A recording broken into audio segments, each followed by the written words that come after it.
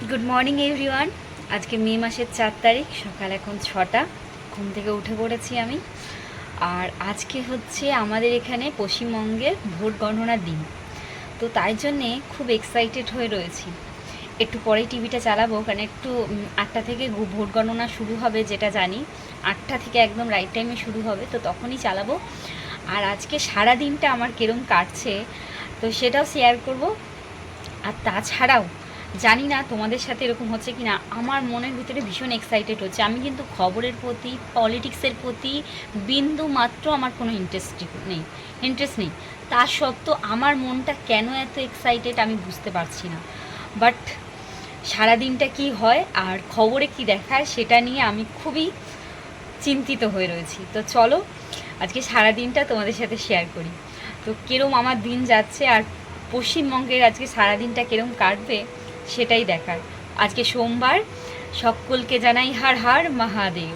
তো চলো মহাদেবের নাম নিয়ে আজকে সারা দিনটা শুরু করা যাক। তো পশ্চিমবঙ্গের দিন মানে কীরমভাবে দিন কাটছে সেই পশ্চিমবঙ্গটাও মহাদেবের ওপর ছেড়ে দিলাম। তো চলো হার হার মহাদেব, যা হবে মঙ্গল হবে সেই ভেবেই আমি আজকে সারাদিনটা শুরু করি। তো তোমাদেরকে সঙ্গে নিয়ে কেমন যাচ্ছে আজকে সারাদিনটা। এখন বাজে দুপুর 12টা আর সকাল 8টা থেকে চলছে হাড্ডাহাড্ডি লড়াই। সেটা হয়তো তোমরা তো দেখতেই পাচ্ছ। আর আমি সেই এত হাড্ডাহাড্ডি লড়াইয়ের এক্সাইটেড হয়ে বসে টিভিতে মগ্ন হয়ে গেছি, ভুলেই গেছি আমার ঘরের অনেক কাজ বাকি। যেমন আকাশ একদম মুখ ভার করে চলে এসেছে আর আমার জামা কাপড়গুলো ছাদে ভিজে যাবে, কিন্তু ওয়েদার রিপোর্ট কিন্তু দেখাচ্ছে বৃষ্টি নেই। তো যাই হোক, ঝট করে জামা কাপড়গুলো তুলি, আর তুলে বাড়িতে এখনও রান্না বান্না বাকি, তো সেগুলোও করতে হবে। রান্না করতে করতে ভুলেই যাচ্ছি যে আমার রান্না বসানো রয়েছে, আর আমি টিভির মধ্যে মগ্ন হয়ে গেছি। বেশিরভাগ কিন্তু আমি খবর দেখি না বললেই চলে। আর এরকম ইন্টারেস্টিং এত হাড্ডাহাড্ডি লড়াই জীবনে ফার্স্ট টাইম আমি এরমভাবে এত মনোযোগ দিয়ে দেখছি। ভোটের রেজাল্ট তাও আবার। তো যাই হোক, তোমাদের মনে কীরকম এক্সাইটেড চলছে তোমরাও কমেন্টে জানিও। আমি তো ভীষণ এক্সাইটেড, জানি না কি হবে, কত রাত অবধি এই রেজাল্ট চলবে।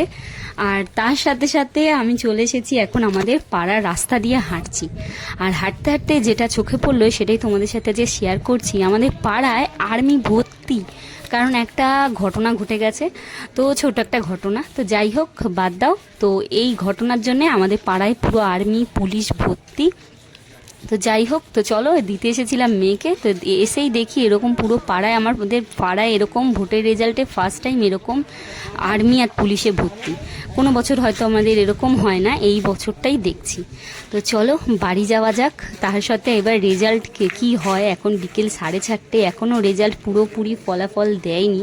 তো দেখা যাক কি হয়, অনেকগুলো এখনও কাজ বাকি। তো বাড়ি গিয়ে সেই কাজ সেরে আবারও বসে পড়বো টিভির সামনে। বড়মশাই একটু পরে চলে আসবে, কারণ আজ ভোটের রেজাল্ট তাড়াতাড়ি বাড়ি আসবে বলে দিয়েছে। তো চলো বাড়ি যাওয়া যাক। বাড়ি এসে সমস্ত কাজ সেরে আবারও বিকেলবেলা 5টার সময় টিভি চালিয়ে দিয়েছি। বড়মশাইও চলে এসেছে, দুজনে মিলে টিভি দেখছি ভোটের রেজাল্ট কি হয়।